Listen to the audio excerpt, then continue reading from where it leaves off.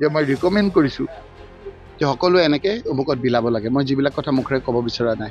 সেইদিনা বোলে ৰাতি বোলে শুনিছোঁ উৎসৱ খাই পেলাই কৈছে গৌৰৱ গৌৰৱ গৌৰৱ। মই কিয় উৎসৱ খাইছে? মুখ্যমন্ত্ৰী ডাঙৰীয়া মাজতে মঞ্চত উঠিছে, জাপ মাৰি দিছে, নিজৰ চাহটোকে গৌৰৱ বুলি ভাবি দিছে। আৰু মুখ্যমন্ত্ৰী হ'বলৈ যাওঁতে যেতিয়া আমি ছাপোৰ্ট কৰা নাছিলোঁ, তেতিয়া AK-47ৰে গড় মাৰা আৰম্ভ কৰিছিল। APSCৰ চেয়াৰমেন আৰু আছিলে দাস বোলা এজন। কাৰ ভায়েকে পাইছিল, কাৰ ককায়েকে পাইছিল। মইতো কংগ্ৰেছৰ এজন সৈনিক, মইতো ভাল কমেই। আপোনালোকে কি কয়? মানুহে কি কয়? মুখ্যমন্ত্ৰীয়ে কি কয়? মুখ্যমন্ত্ৰীৰ কুচ কাৱাজ আপোনাৰ অংগী ভংগীয়ে দেখোন গোটেইখন আপোনাৰ কংগ্ৰেছ যেন লাগে। তেওঁ এতিয়া চব বাদ দি কংগ্ৰেছত CID লগাই থৈ দিছে। পানী কেনেকৈ কম হ'ব সেইটোত CID নাই তেওঁ। পানী এইটো কৰিলে বন্ধ হ'ব সেইটোত CID নাইকিয়া তেওঁ। কেনেকৈ আপোনাৰ এই স্কুল কলেজবিলাক আমাৰ ভালকৈ খুলিব সেইবিলাকত CID গিৰি নাই।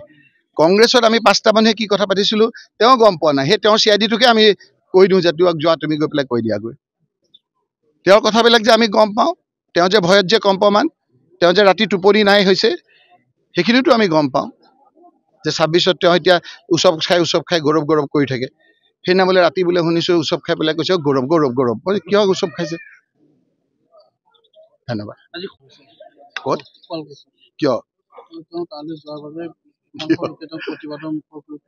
গৌৰৱ গগৈৰ চাহটোকে ভাগটো দেখা আৰম্ভ হৈছে এতিয়া তেওঁ। আপোনালোকে চাবচোন, মুখ্যমন্ত্ৰী ডাঙৰীয়া মাজতে মঞ্চত উঠিছে, জাপ মাৰি দিছে, নিজৰ চাহটোকে গৌৰৱ বুলি ভাবি দিছে।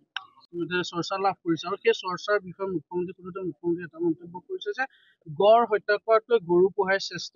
গতিকে ইমান বিতৰ্ক কৰি থকা লাভ নাই, মন্ত্ৰী পত্নীও ৰাজসাহায্য পাব পাৰে। মানে মানুহক শুনক, যেতিয়া মানুহ মাৰি পেলাই শাস্তি নাপায়, আমাৰ যেতিয়া সংবিধান বনাইছে সেইসকলে প্ৰতিটো আপোনাৰ যিটো ক্ৰাইমৰ এটা এগেইনষ্টে এটা আপোনাৰ শাস্তি হয়। আমাৰ কিছু লোক আছে যিসকলে শীৰ্ষস্থানত এতিয়া বহিব পাৰিছে, তেওঁলোকৰ অভিযুক্ত আছিল যে বহু মানুহ মাৰিছে। মানুহ মাৰোঁতে যেতিয়া শাস্তি নহ'ল, আমাৰ বাঘবিলাক কি হয়? বাঘে মানুহক খুব ভয় কৰে। বাঘে মানুহক আক্ৰমণ নকৰে। কিন্তু বাঘে যদি এবাৰ যদি মানুহৰ সোৱাদ পাই যায়, সি মেন ইটাৰ হৈ যায়। মানে বাঘ মানুহ খোৱা বাঘ। এতিয়া আমাৰ তেনেকুৱা কিছু মানুহ আছে, নেতা আছে, তেওঁলোকে মানুহ মাৰিছিল বুলি চবেই জানে। মানুহ মাৰি থকা অৱস্থাত তেওঁলোকৰ শাস্তিটো নহ'ল। সেইকাৰণে এতিয়া মানে এইবিলাক সৰু সুৰা মানুহৰ ঘৰ ভাঙা, গুলিয়াই পেলাই এনকাউণ্টাৰ কৰা, সেই কথাবিলাকত তেওঁলোকে বেছি আপোনাৰ ভয় নকৰে। কাৰণ যেতিয়া এবাৰ বাচি গৈছে সদায় বাচি যাব পাৰে। সেইকাৰণে তেওঁ এতিয়া কৈছে যে মই ৰিকমেণ্ড কৰিছোঁ যে সকলোৱে এনেকৈ অমুকত বিলাব লাগে। মই যিবিলাক কথা মুখেৰে ক'ব বিচৰা নাই। সেইজনৰ লগত কি তৰ্কাতৰ্কি কৰিব? সেইজনৰ লগত কি কথা পাতিব? ৰাইজে ৰখি আছে সেই তাৰিখত। আপুনি ফেচবুক খোলকচোন, গাঁৱৰ মানুহবিলাকেও ধিক্কাৰ দিছে যে এই কথাবিলাক উত্তৰ দিয়া আমাৰ ভব্য সমাজত আজি মুখ্যমন্ত্ৰী ডাঙৰীয়াই যিষাৰ কথা কৈ গোটেই পৰিৱেশটো বিনষ্ট কৰিছে, সেই কথাবিলাক পাতাৰো অযোগ্য। আজি মই সেই কথাবিলাক যদি লাগে মই বহিব পাৰিম, ক'ব পাৰিম যে গড় হত্যাৰ কথাটো কৈছে। গড় হত্যা কেতিয়া হৈছিলে? যেতিয়া তেওঁ ডিচিডেণ্ট কৰি পেলাই মুখ্যমন্ত্ৰী হ'বলৈ গৈছিলে। আৰু মুখ্যমন্ত্ৰী হ'বলৈ যাওঁতে যেতিয়া আমি ছাপোৰ্ট কৰা নাছিলোঁ, তেতিয়া AK-47ৰে গড় মাৰা আৰম্ভ কৰিছিল। AK-47ৰে তেতিয়া SB ৰিপৰ্টত খগেন শৰ্মা বুলি ডাঙৰ অফিচাৰজনে কৈছে যে ছাৰ, আগতে 303 দি গড় হত্যা কৰিছিল, এতিয়া AK-47 দি কৰে। AK-47 তেতিয়া চাৰেণ্ডাৰ যিবিলাক আপোনাৰ এক্সট্ৰিমিষ্ট আছিল সেইসকলে ইউজ কৰে। সেইসকলৰ লগত কাৰ ভাল সকলোৱে জানে।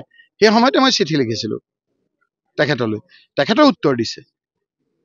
মই কৈছিলোঁ যে আপুনি অকণমান এই ক্ষেত্ৰত সহায় কৰক, আপুনি একমাত্ৰ ভাল। মই তেতিয়াই কৈছিলোঁ যে একমাত্ৰ তেওঁৱেই যিজনে এই গড় হত্যা ৰোধ কৰিব পাৰিব। আজি এইটো প্ৰমাণেই হ'ল, তেওঁ ৰোধ কৰি দেখুৱালে।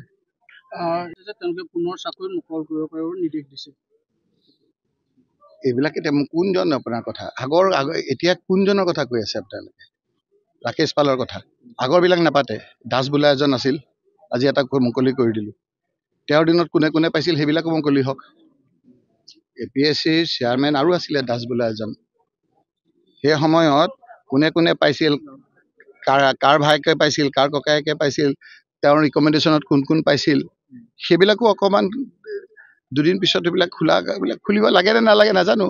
এতিয়া মানুহৰ সেইবিলাক সমস্যা, যিবিলাক মৌলিক সমস্যা, সেইবিলাক কৰাৰ পিছত যদি আমি সময় পাওঁ সেইবিলাকো কেতিয়াবা আপোনালোকৰ লগত কথা পাতিম। আপুনি বিচৰা বাতৰি পাব কেৱল নিউজ 18 এপত। নিউজ 18 এপ ডাউনলোড কৰিবলৈ স্কেন কৰক এই QR কোড। গুগল প্লে ষ্টৰতো পাব এই নিউজ 18 এপ।